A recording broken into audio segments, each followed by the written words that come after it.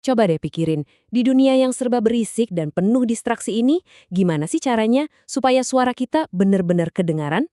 Nah, menurut Sally Hogshead, jawabannya itu bukan dengan teriak lebih kencang, tapi dengan memukau. Oke, sekarang kita bakal bedah bareng-bareng gimana 7 pemicu persuasi ini bisa jadi senjata rahasia buat kamu. Oke, kita mulai dari bagian pertama. Jadi, kita akan lihat dulu nih masalah utamanya, yaitu krisis perhatian di zaman sekarang. Percaya deh, ini bukan lagi cuma soal narik perhatian orang, tapi gimana caranya kita mengunci perhatian itu. Kedengarannya konyol ya, tapi serius, ini inti masalah yang kita semua hadapi. Kita tuh hidup di dunia yang membombardir kita dengan informasi dari mana-mana, dan ya, kemampuan kita buat fokus jadi anjlok banget. Jawabannya, cuma 9 detik. Iya, beneran, 9 detik. Menurut laporan BBC News, segitulah rata-rata rentang perhatian kita sekarang. Artinya apa? Dalam waktu sekejap mata itu, kita harus bisa bikin gebrakan. Cuma 9 detik buat bikin orang terpukau atau ya udah dilupain gitu aja. Nah, jadi ini poin pentingnya. Di dunia kita yang serba cepat ini, narik perhatian orang itu baru langkah awal. Itu nggak cukup. Tantangan sesungguhnya adalah gimana caranya kita memukau mereka. Biar pesan kita tuh nggak cuma masuk telinga kanan keluar telinga kiri, tapi benar-benar nyantol, dirasain, dan diingat. Terus apa sih pesona itu sebenarnya? Ini bukan sesuatu yang kita pilih secara sadar loh. Ini tuh reaksi insting, irasional yang datang dari dalam.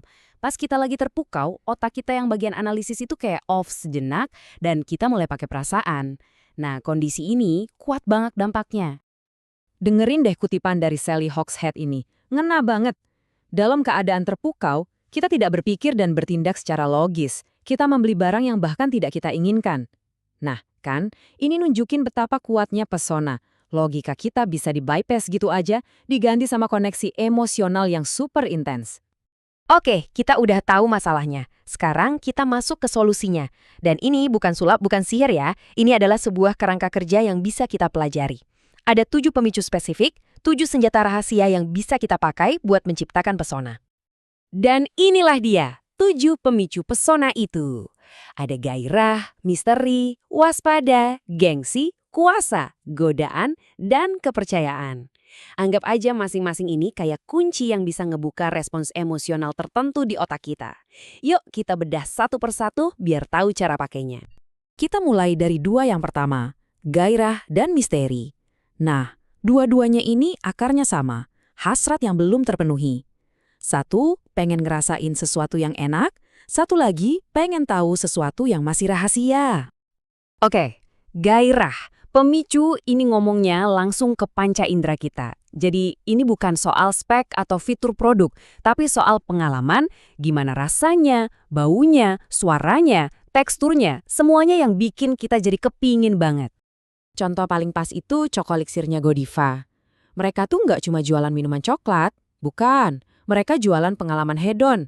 Bayangin deh, kamu lihat coklat Belgianya dilelehin, terus kamu dengar suara blendernya. Semua proses itu sengaja dirancang buat menggoda panca indera kita. Antisipasinya itu loh yang bikin pengalaman minumnya jadi jauh lebih nikmat. Nah, sekarang misteri. Kalau gairah tadi kan menjanjikan kenikmatan ya.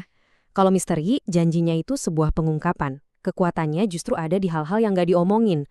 Otak kita tuh dari sananya emang penasaran, selalu pengen ngisi bagian yang kosong. Nah, celah inilah yang bikin misteri jadi super menarik. Contohnya, Jägermeister. Ini studi kasus yang gokil banget. Jujur aja, rasanya mungkin aneh buat banyak orang. Tapi kenapa bisa sepopuler itu? Karena misteri di balik 56 bahan rahasianya. Ada rumor isinya darah rusa lah, opium lah. Orang jadi minum bukan karena rasanya, tapi karena ceritanya. Ternyata, misteri dan rumor itu lebih menjual daripada produknya sendiri. Luar biasa kan? Jadi, biar makin jelas bedanya ya, gairah itu kita ngiler sama sesuatu yang udah kita tahu bakal nikmat. Udah kebayang enaknya. Kalau misteri, kita penasaran, pengen mecahin teka-teki, pengen tahu jawabannya. Sama-sama bikin kita mendekat, tapi caranya beda banget. Satu pakai indera, satu lagi pakai rasa penasaran. Oke, lanjut ke pasangan berikutnya, waspada dan gengsi. Yang satu ini mainnya di rasa takut akan konsekuensi, satunya lagi main di status sosial buat bikin orang pengen. Pemicu waspada. Ini nih yang langsung nyalain tombol lawan atau lari di otak kita. Caranya gimana? Dengan nunjukin konsekuensi negatif, apa yang bakal kita rugi kalau kita diam aja. Ini motivator yang super kuat, soalnya langsung nyentuh insting dasar kita buat bertahan hidup. Contohnya cerdas banget nih iklan tentang bahaya mabuk pas nyetir buat anak prom. Iklannya bukannya nakut-nakutin soal kematian, tapi soal hal yang lebih mereka takuti. Diantar ke prom sama mama. Kalau SIM mereka dicabut, malunya itu loh. Ini bukti kalau pemicu waspada itu paling nampol kalau nyerang ketakutan kita yang paling dalam, bukan yang paling logis. Sekarang, gengsi, ini bukan soal fungsi barang, tapi soal status. Saat sesuatu dikasih label bergengsi, nilainya langsung naik. Orang-orang bakal ngejar itu biar kelihatan lebih keren, lebih dihormati di mata orang lain. Intinya sih soal pengakuan. Kisah Gregus Vodka ini gila banget loh. Dengerin ya. Mereka itu bukan bikin vodka super enak terus dijual mahal. Kebalik, mereka nentuin harganya dulu, 2 kali lipat lebih mahal dari saingannya, baru resepnya dibikin. Mereka jual gengsinya dulu, baru produknya. Ini bukti nyata kalau gengsi itu bisa diciptakan. Oke, kita sampai di 3 pemicu terakhir. Ada kuasa, godaan, dan kepercayaan. Ketiganya ini ngomongin soal kontrol, pemberontakan, dan rasa aman. Ini fundamental banget dalam cara kita ngelihat dunia. Yuk kita bahas cepat 3 pemicu terakhir ini. Pertama, kuasa. Ini soal keinginan buat megang kendali. Merek yang pakai ini nggak ngasih pilihan, tapi ngasih perintah. Terus lawannya, godaan. Ini soal daya tarik buah terlarang. Makin dilarang, makin pengen, ya kan? Dan yang terakhir, tapi paling penting, kepercayaan. Ini fondasinya. Dia ngasih kita rasa aman dan kepastian. Masing-masing punya kekuatan dahsyatnya sendiri. Nah, setelah kita ngebahas ke-7 pemicu ini, sekarang pertanyaannya buat kamu. Gimana caranya kerangka kerja ini bisa kamu pakai di kehidupan dan caramu berkomunikasi sehari-hari?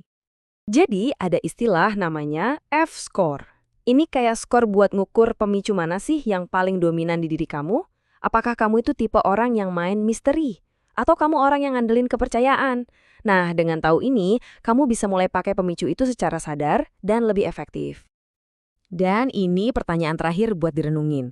Sadar atau nggak sadar, kita semua ini udah pakai pemicu-pemicu ini setiap hari. Jadi pertanyaannya bukan apakah kamu menggunakannya, tapi apakah kamu udah pakai pemicu yang tepat, dengan cara yang benar. Karena kalau kamu bisa menguasai ini, wah, kamu bisa mengubah cara dunia melihat dan merespons kamu. Keren kan?